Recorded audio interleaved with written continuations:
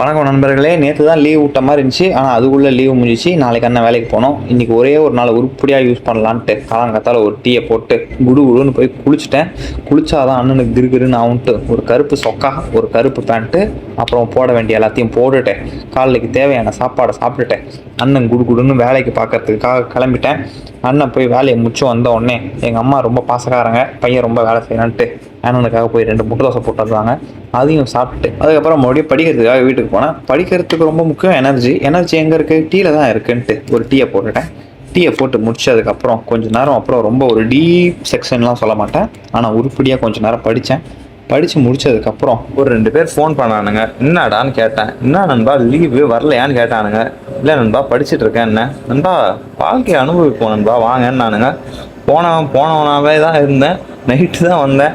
ஆனால் இவனுக்கு கூட இருந்தாலே ஒரு தனி யூனிவர்ஸில் இருக்கிற மாதிரி தான் நண்பர்களே இருக்கும். என்ன கதை ஏது ஒன்றுமே புரியாது, என்ன பேசணும்னு தெரியாது. ஆனால் சரியான சந்தோஷமாக இருக்கும். அவ்வளோ நண்பர்களே.